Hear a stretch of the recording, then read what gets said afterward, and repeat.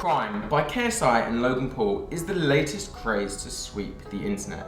But why is this drink so popular, and are they now uploading less on YouTube and doing more business as a result? Hey, Charles here, and in this video I'm going to be talking about this Prime drink. Now, you've probably seen all the publicity and crazy memes and tweets online and maybe wondering why teenagers have just been going crazy in supermarket stores just to get their hands on one of these bottles. And maybe you've been wondering what all the fuss is about. Well, wonder no more, because in this video I'm going to break it all down for you and how the creator economy has facilitated the insane demand for it. So stick around.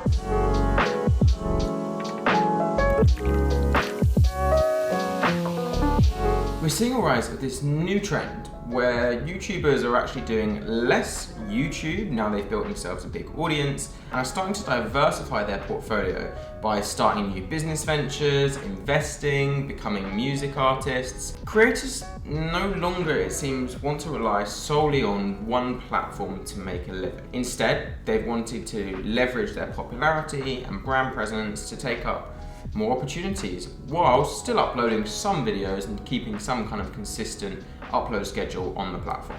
Now, a prime example, if you pardon the pun, is KSI and Logan Paul's Prime drink. Now, the creator duo launched this product in 2020 with the intention of creating an energy drink that was focused on enhancing mental clarity and alertness for gamers. So they knew that gamers were often, particularly on KSI's side, the biggest proportion of their audience, because historically a lot of the content he'd made had been focused around like gaming or FIFA content. So with this drink being endorsed and heralded by two very popular YouTubers who have a combined following of over 140 million people across their social media, the product quickly gained traction and amassed what some may say is an absolutely gigantic fan base. Now, what allowed Prime such a craze online and offline, to be honest, is the power of a strong brand, but also this rise of fandom communities. Now, every year YouTube publishes a culture and trends report that looks at, in particular, trends within Gen Z. And within this culture and trend report, it looked at multiple different things, but one of them is that it identified that 61% of Gen Z describe themselves as a really big or a super fan of someone or something. And fandom is one of the most powerful types of community, and KSI and Logan Paul certainly understand that almost better than anyone. They even leveraged the boxing fights that they had with each other and other boxing fights that KSI has been involved with in order to promote the Prime drink further. But what is this fandom thing? Well, fandom is like a type of online community where its members have a shared mutual understanding for one another as fans.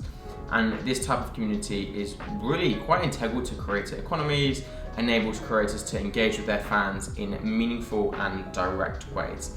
Now, this community could be built on Twitter, could be built in a Discord community, could be built in like a private members only like subscription service in which they build up the fandom of like the true fans, or like a membership thing on YouTube, for example. It doesn't really matter where the fans live, but these are like the core fans. I know, for example, that KSI has his own subreddit and builds up a really strong fandom within that subreddit.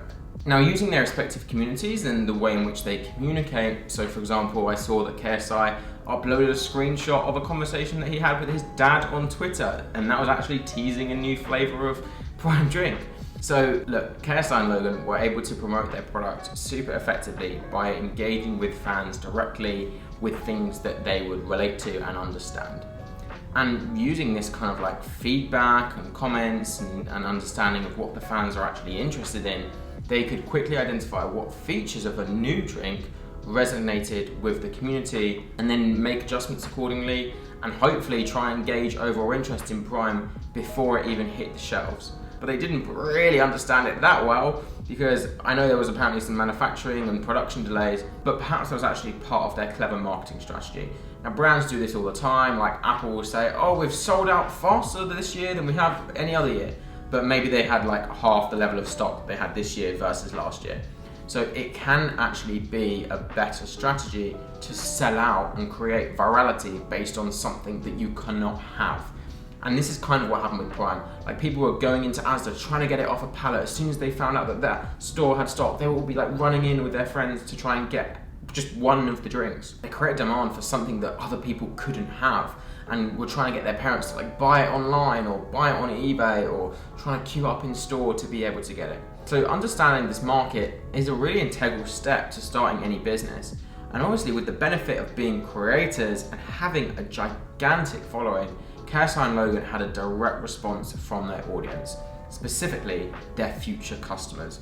And yeah, the response was huge. Now, you could just look at these as clever creators, but really, you have to look at this from the perspective of business, the business of creators. And this shift in mindset enables us to understand how to create opportunities, no matter how big or small creator you are. You don't have to be the likes of KSI and Logan to create a drink that sells out in millions. Like, through the power of your own communities and brands that you also create, you're gonna be able to speak to partners, sponsors, get deals, get speaking engagement for anything that suits you and the community that you're building. It's what I'm trying to do myself. Now, this wasn't something they did overnight. Through years of them uploading videos, creating content, investing countless hours into researching, editing, planning, gaming, repurposing the content, managing people, and everything else that goes into being a creator, KSI and Logan created their own unique personalities and brands,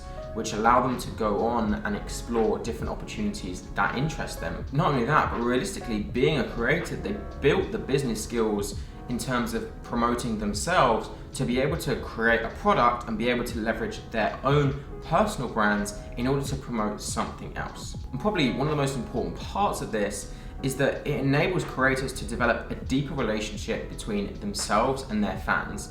And through this connection, trust is built between the kind of two parties. It's a two-way street, which is going to then strengthen the support for the creator's content, product, or services that they offer.